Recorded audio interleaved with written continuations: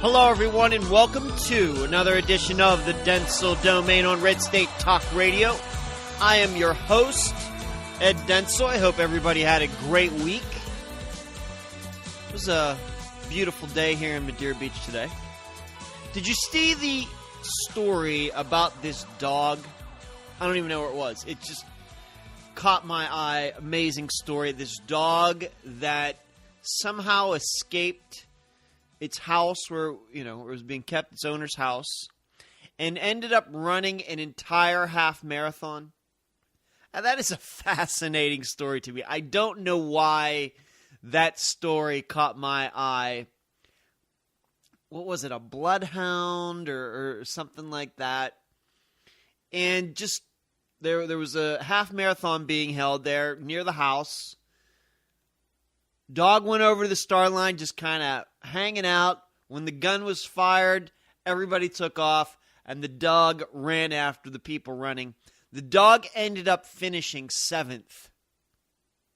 And I read that was after it kind of got waylaid here and there over the course of that time. Going sniffing here, sniffing there. Still finished 7th overall in this half marathon. That's pretty impressive, especially the owner says that the owner finally did get the dog back and said that the dog is actually naturally pretty lazy and just lays around all day. It just gets up and runs a half marathon. And I guess we don't fully appreciate how athletic at least some dogs are. Dogs having the advantage that their lungs, compared to their body size, are very large. And that's what keeps, actually, humans from even being more athletic. We are, 160 pounds, 170 pounds, 200 pounds, or, of course, women, 120 pounds, 130 pounds. And our lungs are small, even though we have 2 of them, compared to our body size. Whereas for dogs, lungs make up most of their abdomen. Make up, a decent percentage of their overall body weight, and that helps them in being able to run long distances. The problems dogs have is they don't sweat. So to perspire when their body gets overheated, they have to pant, which then gets in the way of them running, so they have to stop to cool down, whereas humans do not. See how that all works? Very, very, very interesting and fascinating to me. So that's why I think that dog could just get up off the couch, go outside and run a half marathon and beat most of the humans who trained for it. It also reminded me of when I was a kid, I grew up with a dog. His name was Fred. He was a miniature dachshund. He was about 10 pounds. Little guy. Very sneaky dog. Loved to go fishing. Loved the water. Loved the sun. Loved being with people. Didn't like other dogs so much. But here he was, 10-pound miniature dachshund, and he could run as fast as I could. And in my younger years, I was not a very slow runner. I was a pretty decent runner. And I can remember running back from the shed. I grew up in a pretty big yard, 3.5 acres of grass. And we had a shed out on the one border of the property, and the house was probably 100 yards away. And I can remember running from the shed back to the house, and Fred could just keep up with me like no problem. This little 10-pound little miniature dachshund little fella. And so when I was reading the story about this dog that ran the half marathon, I was also thinking about my dog Fred, who did nothing but lie around his entire life. But if he needed to run, boy, he could run. Once again, it helps that with dogs, their lungs are so, larger in proportion to their entire body size compared to humans. And I guess having 4 legs in contrast to 2 helps out as well. Also, I got my gun. I've been talking about this since November, I'm going to say, early December. Finally picked it up, was messing around with it. I don't have any bullets yet because I haven't taken the class, and I don't want to get into that yet. I'm going to take the class on Sunday, but just taking it apart, looking at the different parts, seeing how it works, messing around with the trigger and the mag release button, which on the Glocks is a little weird. It's amazing. You take the slide off that gun, and there's nothing to the bottom half of the gun. Where you actually hold the gun, it feels like it's 1 ounce. All of the weight in that gun is on the top, and I'm going to guess that's for most guns. It's just amazing. Once you detach the slide from the gun, the bottom half has no weight to it whatsoever. Nothing. So I took it apart, took the spring out, took the barrel out, and with Glocks, they're very easy to take apart, put back together. So I was practicing doing that and just getting familiar with it. And it's a Glock 19. I ended up getting a Generation 3, not a Generation 4. I think the Generation 4, which is the newer version, would have been more expensive. But still, I really don't care. Love the gun. Love it. I can't wait to go shoot. Once I feel a little more experienced, I want to make sure that get all the etiquette down, how to hold it, all of that stuff before I get around into a shooting range where other people are there. Because I do want to be I want to be a very, very responsible, mature gun owner, and I'm a guy who hasn't not been around guns his whole life. I had family members who went hunting and stuff like that, but me never was around guns. So this is a whole new experience to me, and it's very important for me to get it right and do it right from the beginning. But these Glocks, they look like the gun that Darth Vader would use, and maybe that's also what's kind of cool about it. So, got it yesterday, picked it up. Somehow I passed my background check. I'm joking about that. I should pass my background check, and picked it up. So there you go. I am now a gun owner. Can't wait to take the class and then go shoot some. So let's get to the show. I watched most of the GOP debate, and I watched most of it with my parents. I'd gone over to their place. They're still here. They're going to be here till the end of March. And we watched a large majority of it. And that is the kind of debate you would have gotten had Donald Trump not been involved at all. That is the way the debates would have been since last August. No name calling, no getting into what people said on Twitter, nothing about the war on women and what this candidate or that candidate wrote about on their Twitter feed, saying these women are old hags or whatever Donald Trump has said over the years. In addition, you probably would have still had Scott Walker up there. You might have had Bobby Jindal up there. Maybe Rick Perry. Maybe at this point you wouldn't have 9 or 10 up there. What was there up there? 6 or 7 last night? I think there was supposed to be 7, and then Donald Trump didn't show up, so 6. Maybe they have 7 or 8 up there instead of those guys. And you would have had a substantial debate. And I think that's what I saw last night. They went at each other on their issues. Didn't feel personal to me, even though I know some don't get along with others. And you didn't have to worry about one guy in particular jumping in and saying, I really like this guy, but he's just stupid. You know, the ultimate in passive-aggressive sentences. And it's a dang shame. As I sat there watching it, I was thinking, this is what people should have gotten from the beginning. Instead, all of these guys got dragged down, and And then, of course, there was the earlier debate, but I don't think anybody cares about the earlier debate anymore.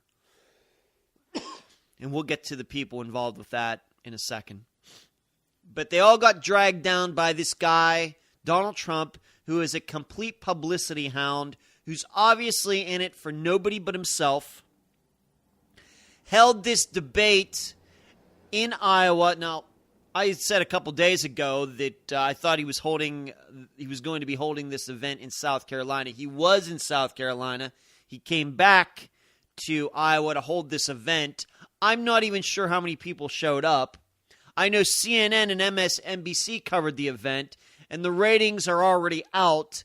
And the debate was 4 times more popular than the Donald Trump event. And in fact, this debate got higher ratings than the last debate. And guess who was involved in the last debate? Donald Trump.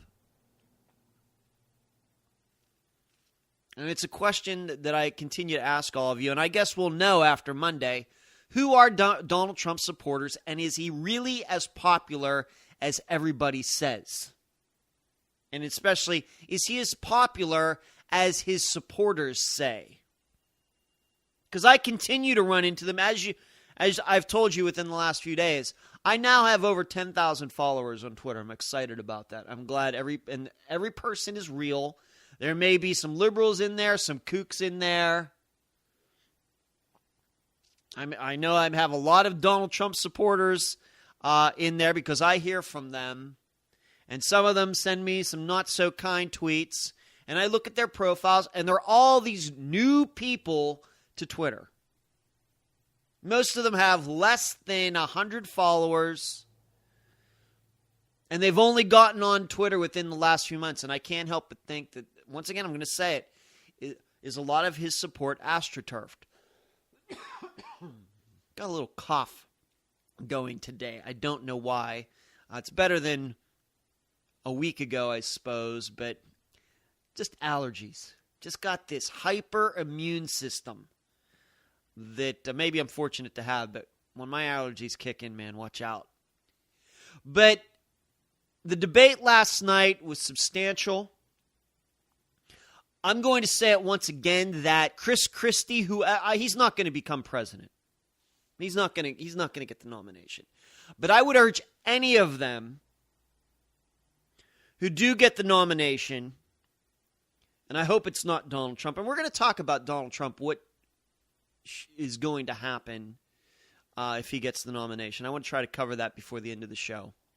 But if Marco Rubio, Ted Cruz, maybe Jeb Bush can come from behind, and once again, I'm not voting for Jeb Bush, even though I thought he had a decent debate last night, probably his best debate so far.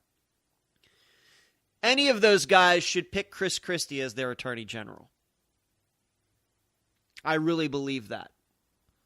He has the resume for it. He's not as conservative as Marco Rubio or Ted Cruz or Rand Paul. I don't even care about that. He has the resume of a guy who I believe will prosecute people to the highest extent of the law. He will surely be light years ahead of Eric Holder and Loretta Lynch. And dare I say it, I think that Chris Christie would be light years ahead of even anybody who was in George W. Bush's administration. This guy definitely has, I think, a fire in his belly for going after terrorists, being the highest law enforcement officer in the United States. That's what the Attorney General is. So that's who as conservative as I am, and I know that Chris Christie is not as conservative as I am, he would be very, very high on my list. Now, I know we can probably throw around some other names who are people who are true conservatives, both men and women, who could fill that position as well. But Chris Christie, every time he talks about terrorism and he talks about going after Barack Obama and Hillary Clinton, I think I could live with him as Attorney General. I think I would like that. And it may be that that's the position he's tried to set himself up for in a Republican administration. If he thinks that he can't get the nomination, he can't win the presidency himself.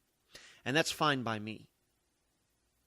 Now, Ted Cruz, when I came in to my parents' place, the first thing I heard him say was him complaining about everybody on the stage was attacking him.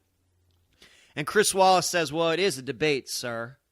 And then Ted Cruz was trying to respond, and they were trying to shut him up. Sometimes he goes a little too over top of that. It's a bad... I think I said this in the last debate or the debate before that. It's a bad look for him. I don't know if he means it or if he's just doing it for show. If he's trying to out-moderate the moderators. And I'm a Ted Cruz fan. Does not wear well on him at all. I understand if you think you're getting ripped off in time or you're not getting your chance to respond, I can understand you complaining about it and pointing that out. But to continue to go on after the moderator has already recognized you, and hey, I like I said, I watched most of the debate. Ted Cruz got plenty of time to talk. Plenty of time. Plenty of time to respond. He and Rand Paul and Rubio and Chris Christie and John Kasich and Ben Carson, Jeb Bush, that would be 7 guys, I guess, were on stage last night, now that I'm counting them. They all got chances to talk. They got to argue back and forth about immigration, which is still the number one contentious topic amongst all of them. I'm not saying it should be, but it's amazing how they get off on so many tangents when it comes to that. That is definitely the divisive, the polarizing topic this election cycle. It was kind of that way in 2012. But immigration is definitely it. Might have been terrorism 2004. Was probably going back to 2000. What was the divisive topic on the Republican side in 2000? Bringing maybe some credibility back to the office of the president after Bill Clinton and what he did personally while he was there. But immigration, you just say the I word, and those guys, they just go off on all these different talents, and boy, does it get chippy and nipping at each other. There was no clear winner, I think, in that exchange last night regarding all of them, going back and forth, and Jeb Bush talking about his book, which I thought was pretty funny. Sounded like me for a second. And then Marco Rubio snapping back at him, and Ted Cruz. You know what part I really, really liked? And my dad pointed this out while we were watching, and he made a very good point. Never saw a debate where they pulled out video of what these guys had said in the past regarding immigration. And I think they only used it for Marco Rubio and Ted Cruz. I really liked that. In fact, I didn't say this while I was watching the debate. Did not say this to my parents while we were watching it when those video sections came up. But on my drive home, as I was thinking about what I was going to be saying today, I started thinking, is it possible? I know this is maybe a kind of a strange comment, but I'm going to ask you a question. Is it possible that Donald Trump knew Fox News was going to use video clips last night? Now, they didn't use them for Rand Paul. They didn't use them for Ben Carson, Jeb Bush. It was just on the topic of immigration, which is Donald Trump's, that is the core of his campaign. It continues to be that way. But they used these clips going back to 2009 and 2008 in Marco Rubio's case, talking about amnesty, a path to citizenship. He was for it, he was against it, and he was forced to respond. Do you think Donald Trump knew that they were going to do that? Because they would have had a wealth of material. And the reason I think they did that is because, first of all, immigration is a big topic, but there are the accusations out there that Marco Rubio is certainly flipped on his position. Ted Cruz, there's allegations he's flipped around on his position, especially regarding what he did to oppose the Gang of Eight. Of course, in that Gang of Eight was Marco Rubio, who supported that group. So it's kind of obvious to me that had Donald Trump been up on that stage, he would have gotten a video as well. See, I don't think they did it for Jeb Bush because he's been fairly consistent. You don't like what he's saying as a conservative, but at least he's been somewhat consistent. Chris Christie, he's kind of stayed out of the immigration fray. In fact, the only thing he says regarding it is, he had to get his translator out to turn from Congress speaking to English. That's the comment he made last night. Ben Carson, Rand Paul, John Kasich, they've kind of avoided this immigration flip-flopping. I said this time, I said that the other time. But Donald Trump, everybody knows, has certainly been wishy-washy on all sorts of topics. And I'm wondering if he bailed out of it because he was going to have to stand up there and then watch a video of himself changing. Hey, there's never been an interview that Donald Trump has passed up. He may have passed up this debate, but as far as interviews go, just one-on-one where he can just be himself and say whatever he wants, has he ever passed one of those up? Except maybe with Megyn Kelly. So there's a lot of footage out there regarding Donald Trump and his political positions. And I'm just wondering if that was part of it. Did anyone have to face the music and have people watch him flip-flop over the years regarding immigration and possibly other topics?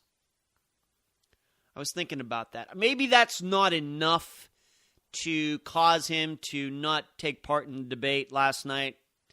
But it might have caught his attention if he knew they were going to do that. I don't know if the candidates knew. I don't know if Ted Cruz knew he was going to have to watch himself on those videos, or Marco Rubio knew. It was a surprise to me. I know it was a surprise to my mom and my dad who follow politics. But I liked it. I liked it. You'll never see that in a Democrat debate, of course. But I hope that whatever channels and companies, media outlets hold debates down the road, I would like to see more of that. That was interesting. That's the first time I've ever seen that. It was good.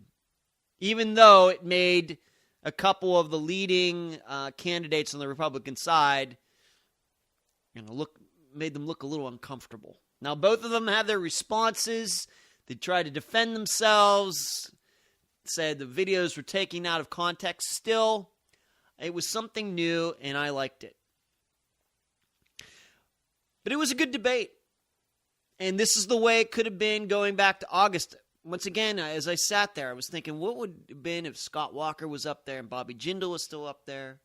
Rick Perry was up there, but they just couldn't cut it because of Donald Trump coming in and just stealing the oxygen out of the entire room and keeping the campaigns pretty much away from substantial topics and just turning it all into sniping back and forth about who's a nice guy, who's not a nice guy, who's a nasty guy, who's a liar. Instead, Donald Trump held this event that was allegedly for veterans, But not even, I talked about his spokesperson a couple days ago. His spokesperson, this opportunist, shyster, two-faced woman, Katrina Pearson, couldn't name one veterans group that was taking part in Donald Trump's event. Furthermore, if you wanted to contribute to this event, the money did not go directly to some veterans group. It went to Donald Trump himself.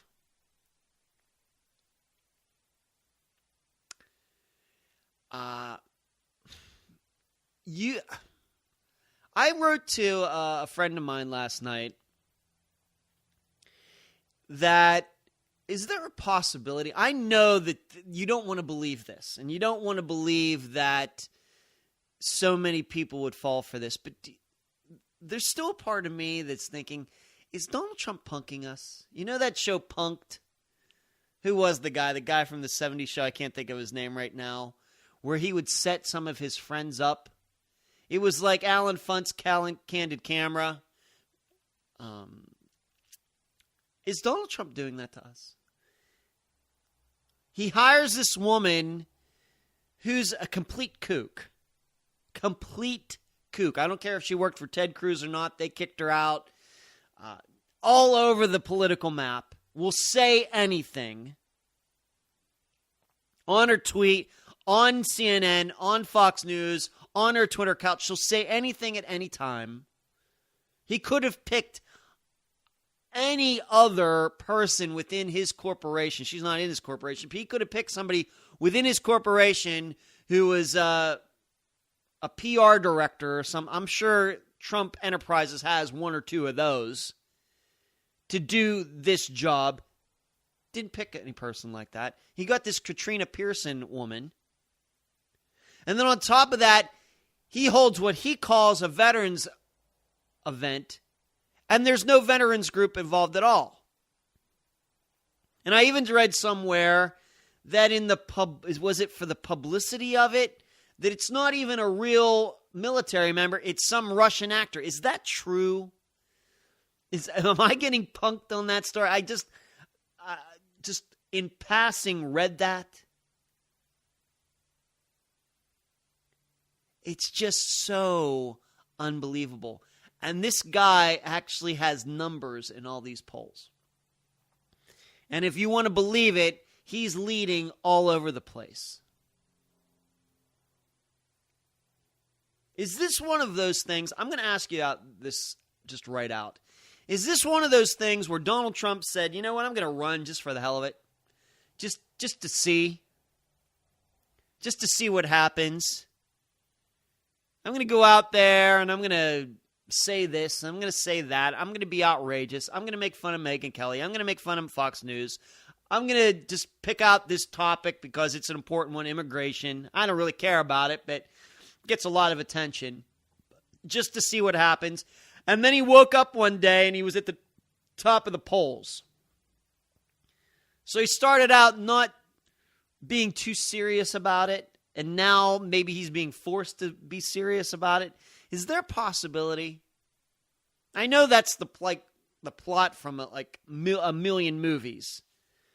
The unsuspecting person then thrust to the top of a corporation. What was that movie? The Secret of My Success with Michael J. Fox, something like that. Plot like that. But you look, just even recently, just what's happened within the last few weeks with Katrina Pearson and this event. It's at a veterans event with no veterans group, and you give the money, and it only goes to Donald Trump's charity. And as somebody pointed out within the last few days, Donald Trump has given more money to the Clintons over the years than he has to any veterans group. So, are we just all not just getting punked? I'm not getting punked. I mean, I'm not being fooled by it. I think he's a charlatan first class. But I think there are many people who are being fooled by him. And that's why I've tried to tell. It's just almost so obvious that you don't even realize. It's so close to your eyes that you don't even see it. Just wonder about that. But I got to go to the break. You've been listening to the Dentzel Domain on Red State Talk Radio.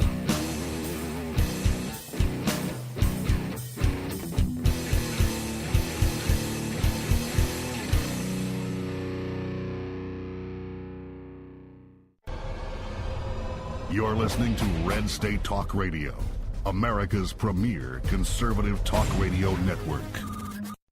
You critics don't define our honor. You try to shame us for doing our job. You teach children to fear us, crowds to attack us, and good people to doubt us. But we will never back down from our sworn duty to uphold the Constitution of the United States of America. We wake up every day, put on our badge, strap a gun to our hips, kiss our families goodbye, and put our lives between the law-abiding and any criminal who threatens their rights. We serve people of every color and creed, men, women, and children in violent, dangerous neighborhoods, because they have the same right to life, liberty, and the pursuit of happiness as CEOs, movie stars, and the political elite. We are Americans, and we are the American police officer. We stand with the National Rifle Association of America, and the NRA stands with us. Together, we're freedom's safest place. I know. We Christians are just as bad as Muslims who fly planes into buildings and video themselves sawing people's heads off and beheading kids and mutilating women and shooting people who draw cartoons. That's right. You better be just as wary of us Christians, because we don't mess around. Don't be insulting our Jesus, because you think Muslims are bad. Oh, man, don't push us. You think the Muslims are bad when they prey on people for insulting Muhammad? You're really going to get it when Christians pray for you for insulting Jesus. It could be easy to take what we have for granted and not appreciate everything the men and women of law enforcement do for us every day. So to all my heroes out there, I just want to say thank you. Thank you for protecting my family, my business, my kids, our community. Thank you for listening to us, for being there for me, for keeping me safe. To all those in law enforcement, thank you. This is Primo Mondoni, host of the Red State Town Hall. Join me Sundays at 11 p.m. Eastern on Red State Talk Radio, the dominant force in conservative internet talk radio. So, lock it in and rip the knob off.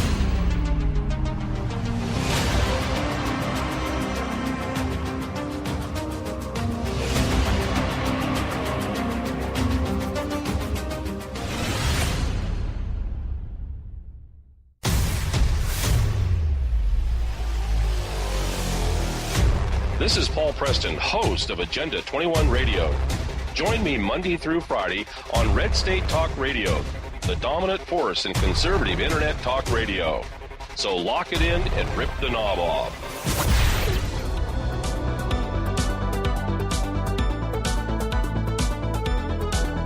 And we're back at the Dentzel Domain on Red State Talk Radio. I want to continue to talk about the debate, at least for a couple more minutes. I'm going to say it again. We could have had more debates like this. We could have. And it would have been with a better selection of people. People who dropped out would still be involved. In fact, Scott Walker, is there a guy who has dropped off the face of the earth faster than he did? Once he said he was ceasing his campaign, has he gone to like Antarctica or something? I just have not seen his name anywhere in all of the research and reading that I do for this show. I don't know where he's gone. So we could have had debates like this. There's another part to this, and that is Rick Santorum and Mike Huckabee showing up for this event being held by Donald Trump, not too far away, in Iowa, not too far away from where the debate was held. You talk about two pathetic people. Were they asked to go? Did they volunteer? I'm not sure. As this friend of mine said, maybe they're working to get into Donald Trump's cabinet in some position. I wonder how Rick Santorum, remember, both of those guys won Iowa, Mike Huckabee in 2008, Rick Santorum in 2012, and here they are, not even registering barely in Iowa, and then they go to an event being held by one of their competitors. Former winners now, you could almost, begging maybe to be seen with Donald Trump at an event that, if you were following it, as I said before the break, an event that was pretty shallow. I don't even know if it was a real charity event. But those two guys, Rick Santorum, Mike Huckabee, showed up for it. How do you feel about that, all of you Santorum and Huckabee supporters? How do you feel about that? I've never been, as I've told you, I've never been a Mike Huckabee fan. I think that he is as fake as the day is long. And in fact, I would tell you, if Donald Trump wasn't involved in this election in 2016, Mike Huckabee would be the fakiest candidate of all of them, in my opinion. That he gets outdone by Donald Trump. And as for Rick Santorum, I had a chance to vote for him in the primaries in 2012. I passed it up. I'm familiar with Rick Santorum because he is a former senator from Pennsylvania, my home state, where I was born, where I grew up. Seems like a decent guy, but I got to tell you, if nothing else, not as conservative as I would like, but the thing you could always say about Rick Santorum, he seemed like a pretty moral, normal guy. That he showed up for that Donald Trump event last night definitely lowers my opinion of him. In my eyes, he's not as great a person as I thought. He had nothing to gain by showing up at that event, except, as my friend said, maybe he's looking for a cabinet position, which is about the shallowest reason you could ever come up with to show up.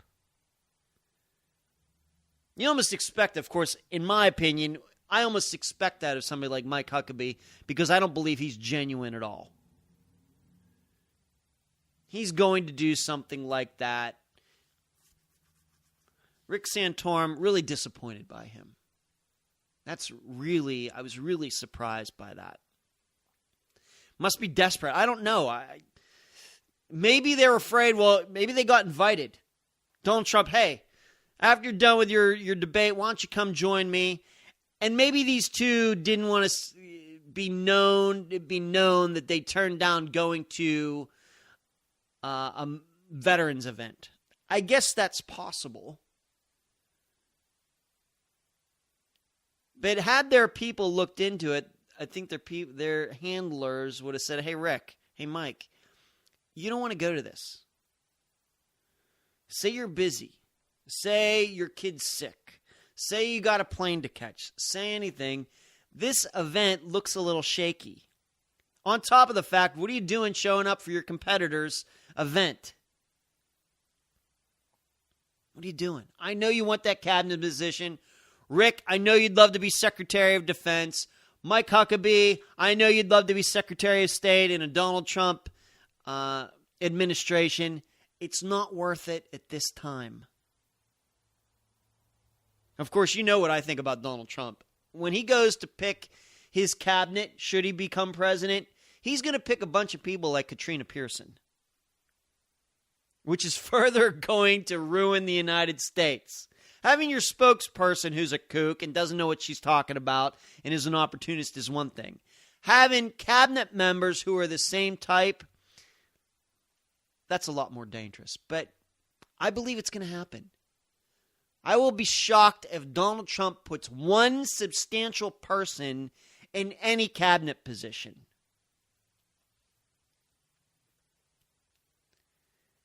He's going to put people in there who make him look really, really, really smart because they're going to be really, really, really dumb. Now, let's move on to something else. And I said this, once again, to this friend of mine. This is the guy who I went to college with, got me originally started in politics 25 years ago. I made the point to him, and I don't know how much he liked it. Can you tell me much of a difference between a Hillary Clinton presidency and a Donald Trump presidency? Because you look going back the past decade, their political positions are not that different. Now, they are different if you want to take Donald Trump's word now, what he's been saying the last 6 months. Then yes, his attitude is and his positions are somewhat different than hers. I ask you again, how can you believe any of them? And even within the last 6 months, Donald Trump has said made favorable points toward single-payer health care. He's even slipped and talked about letting these people who are illegals back into the country. So not even he has been consistent on a topic such as immigration. But I'll give you, within the last 6 months, his positions have been different than Hillary Clinton's. But everything before that, you know what? They're pretty close. Donald Trump has admitted he might like to put his sister on the Supreme Court. I'm guessing she has a law background, but I also know she's very liberal. How is that any different than the kind of person that Hillary Clinton would appoint to the Supreme Court? Of course, there was a question that somebody asked Hillary Clinton 4 or 5 days ago about putting Barack Obama on the Supreme Court.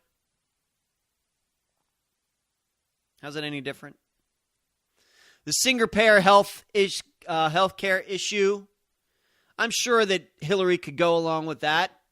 She gets into office, Obamacare's tanking. She's not going to go back in a free enterprise direction, free market direction. She's going to go the opposite direction, sort of single-payer health care. Everybody's just going to be on Medicare. Good luck with that. Of course, Hillary Clinton has no designs on shrinking the government at all. Either does Donald Trump. They both think that it just needs to be managed better. Anything they talk about is the expansion of government. But the big difference between their presidencies, I know that's not what you want to hear. And I know you're just saying, well, you're just saying that because you dislike Donald Trump. I think he's a bad guy. I think he's been bad for this election cycle. I don't believe he's conservative, and that's all I care about. That's all I care about. And that you don't see that his positions, his presidency would not be that much different than Hillary Clinton's. I don't know what to tell you.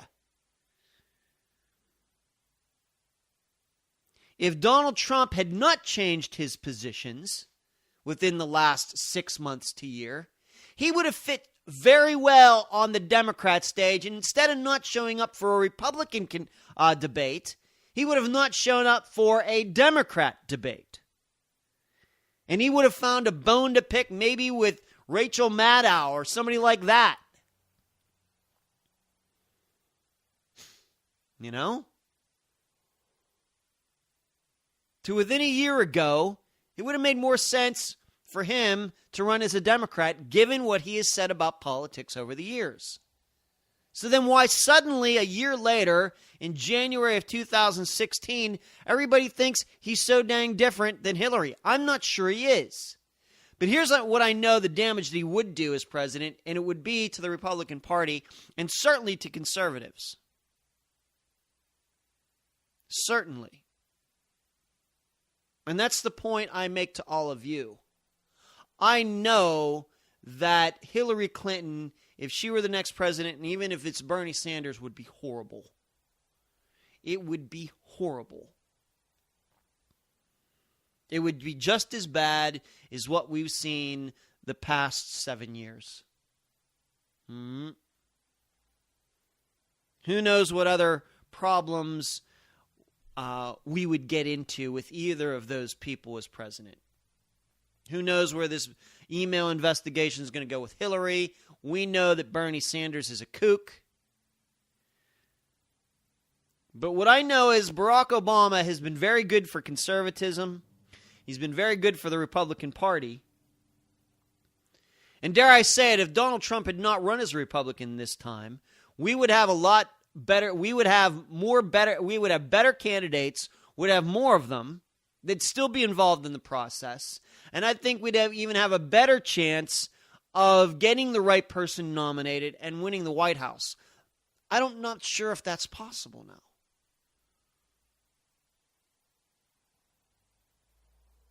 You know, because here's what I know. If Donald Trump can still be popular within Republican circles, then as I've stated a few times, maybe we're just not tired enough. Maybe here on the Republican side, we just like that alcoholic that gets up every day and goes to the bottle, wants to quit drinking, but can't quit drinking. You know why? Because he's just not tired enough. He's not tired of being tired. He's not sick of being sick.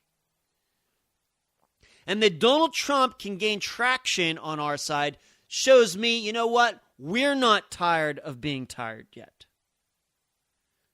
Despite what his supporters might say, despite what he might say, despite what his spokesperson might say, he's not that big of a change. And that's why I said it in if you go to my highlight reel at edwarddentzel.com, the first statement out of my mouth on that, and I did that last September, is I said there is not another person running for president on the Republican side who's more establishment than Donald Trump. And this is what I mean.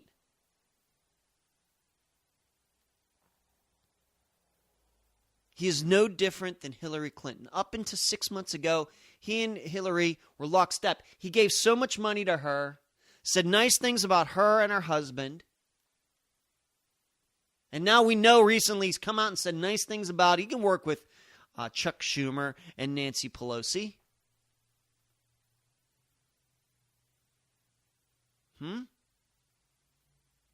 Just not tired of being tired yet. So you tell me how that's going to be any different. It's going to be just as bad if he were president. The problem is it's going to be boomtown for Democrats. I just don't want to even think about what the midterm elections in 2018 would be. What do you think? Everybody's so worried about what could happen to the Congress in this year if Donald Trump becomes the nominee. What about 2018? When he gets in there and maybe some of his old political leanings pop up, huh? I wonder. And I don't know, if you follow politics, I don't know how you can think any differently. I know that's not what you want to hear. I know I'm not hey, you know me, I've told you, I'm not voting for Donald Trump. I'm not doing it. I'm not voting for Hillary Clinton, of course. I just won't vote for president. I am not going to be a party to this because I don't see, in the end, as a person who's been following politics for years, I see no different as far as what they would do any differently. And I don't want to hear it about immigration I just don't believe them. I just don't believe them. I want you to think long and hard about that. I've seen stories on Hot Air, Breitbart.com, RedState.com. I'm sure there's other people on Red State Talk Radio are talking this way. They're saying, you know what? I don't like Donald Trump that much, but I would crawl over broken glass to vote for him over Hillary Clinton. Really? Even though you know there's not that much difference between the two of them, and you want to be responsible for that. Crawl over broken glass to do that just because of Hillary Clinton. when you're voting for somebody who's really not that much different. A Donald Trump presidency would be as corrupt as a Clinton presidency. It would expand the federal government just like a Clinton presidency would.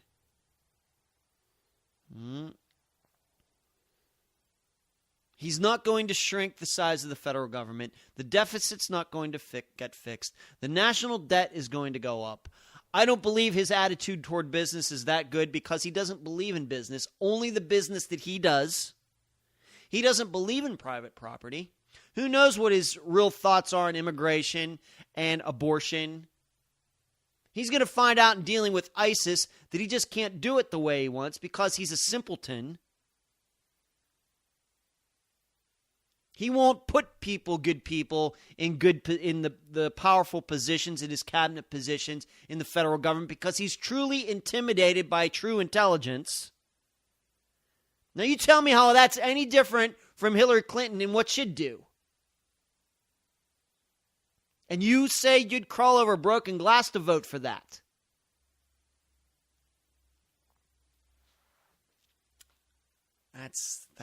That disappoints me. For you conservatives who say that, it disappoints me. It really does. I guess we're just not tired yet. We're just still convinced that we need to vote for the lesser of two evils. And we know what that's got us. It's got us Mitt Romney, John McCain, George W. Bush twice. And we know none of those men did much for conservatism or the Republican Party. At some point, can't we just switch it up a little bit? Can't we change? Try something different? We're so afraid of what might happen, we settle for the lesser of two evils.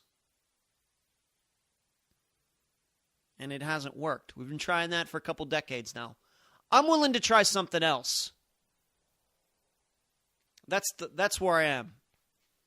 That's the point. I just don't want to be a party to this. You know, they've used up all of my goodwill and all these votes that I've cast for people who I really haven't been that excited about. Keep promising. The promises are used up for me. One more thing before I go. And for some reason, this Oregon standoff thing reminds me of all of Trump and his supporters. The Oregon standoff is still going on, even though one of these ranchers is dead. There's a shootout. There's a video of it. Looks like the FBI had reasons. It wasn't some Ruby Ridge type of incident. It wasn't a Waco incident. There's a videotape of the entire thing. Looks like, what was this guy's name? Lavoy Finicum. Can these guys just have regular names? Like John and Jack and Bob? Lavoy, L-A-V-O-Y. And then one of the Bundys got taken into custody. And after all of this, there are 4 of these guys who are still holed up in that preserve center, that preserve building in Oregon. After all of this. For some reason, when I read this story, it just reminds me of Trump supporters. Yes, we're righteous. We're going down. This is the way we want to do it. We're going to follow these guys who are the smartest guys in the world. It doesn't matter if somebody's dead. We're going to continue to do this. You're out in the middle of Oregon, man, in a building that nobody regularly works in. And you believe you're righteous. I don't get it. I just don't get it. But I got to go. You've been listening to the Dentzel Domain on Red State Talk Radio. You can find my books at Amazon.com. Just do a search for Edward Dentzel there. You can email me at edwarddentzel@reagan.com. Twitter feed, Dentzel Domain, all one word, no space in between. EdwardDentzel.com is where you can find all of my old Red State Talk Radio shows. If you go to EdwardDentzel.com/book, you can download the first chapter of my next novel, The Comebacks, for free. You can find me at SoundCloud, Podbean, YouTube, Facebook, LinkedIn. It's been a pleasure talking to you tonight. You've been listening to the Dentzel Domain on Red State Talk Radio. Have a great weekend.